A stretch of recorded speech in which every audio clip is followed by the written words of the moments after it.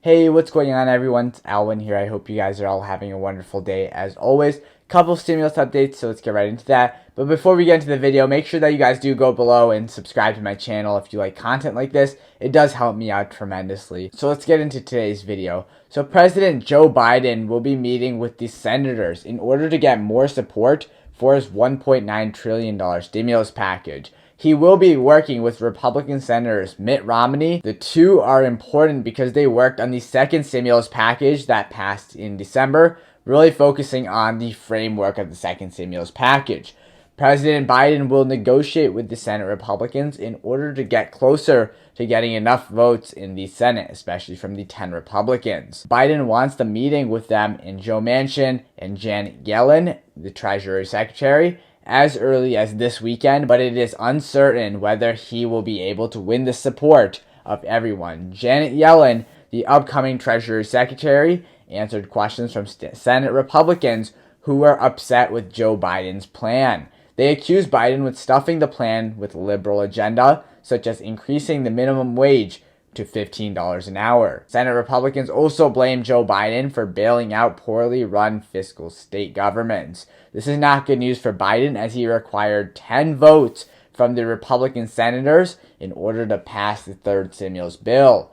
Additionally, Democrat Senator Joe Manchin is strongly against the third stimulus check. Mitt Romney said that we just passed a program with over $900 billion in federal aid, and I'm not looking to pass a new program in the near future. Republican Senator Lindsey Graham thinks that the bipartisan group meeting is a very good idea. Graham is proposing that Biden allows the bipartisan group in order to come up with their own plan in order to get both the Democrat and the Republicans' ideas represented in the third stimulus package. It is similar to what happened in December, where we had the Democrats giving up their state and local government aid and the Republicans giving up their liability protection for small businesses. They both come together to negotiate, and then that's how we have a deal that gets passed. And that's what Graham is essentially saying. Senator Graham is also looking to bring down the price of the $1.9 trillion stimulus package by making it more targeted and more direct stimulus aid to the actual American people. Senator Pat Toomey believes that the $1.9 trillion stimulus package is a mere colossal waste. Biden's stimulus package is open to any modifications that are deemed necessary in order to gain bipartisan support, especially from the 10 Republicans that they will need to convince. Yesterday afternoon, Joe Biden was inaugurated as the 46th president of the United States. And during this, he vowed to contain the pandemic, restore the U.S. economy, address the effects of climate change, and also deliver racial justice. Many Republican politicians praised Biden for his inauguration speech with a lot of unity and a lot of positivity and optimism that, was included.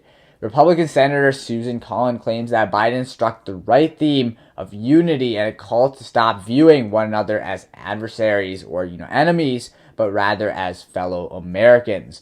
Other world leaders look forward to the U.S. rejoining the Paris Accord and the World Health Organization. The president of the European Commission stated that after 4 long years after President Trump's presidency, Europe has become friends with somebody in the White House and is ready for a new start with their oldest and most trusted partner.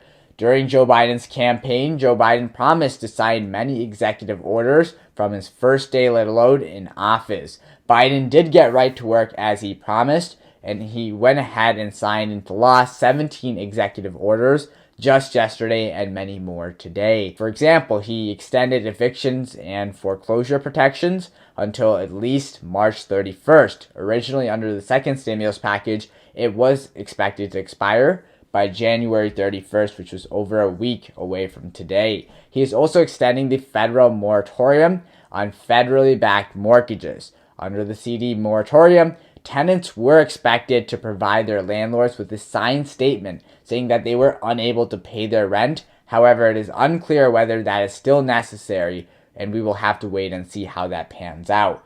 He also extended the student loan forbearances and interest on student loans until September 30th. So 6 out of 10 students said that they would have had to struggle to pay off their student loans. In February, progressive Democrats were looking for student loans to completely be canceled.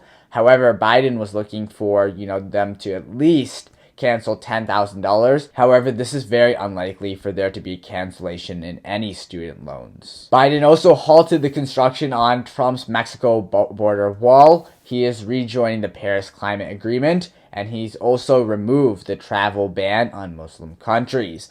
Biden will be signing further executive order over the next few days. Trump ended up pardoning and commutating 144 people, which is the most ever done on the last day of presidency, but overall it is very little in comparison to previous presidents, such as President Barack Obama.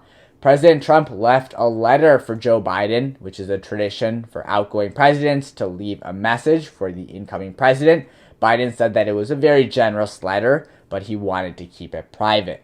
Chuck Schumer is now the Senate Majority Leader, replacing Mitch McConnell, as now the Democrats are in the majority in the Senate. Schumer is now in charge of the Senate for both the stimulus package and for Trump's impeachment trials. So they have two things kind of going on, two main things at least. He said in his first speech as the Majority Leader that they have a lengthy agenda that needs to get done, and they must do it together. And this will be a very, very busy period in the U.S. Senate.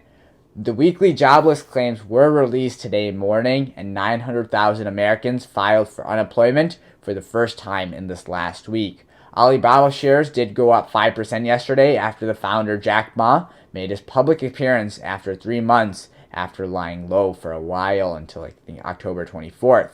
I hope you guys all learned something new and enjoyed the video. I thank you all so much for your continued support. I do appreciate it tremendously. Make sure to drop a like down below. It does help my channel out a lot. Subscribe to the channel if you're new. Turn on those post notifications so that way you're aware of when I do upload my next video. Comment down below. Till next time. Peace.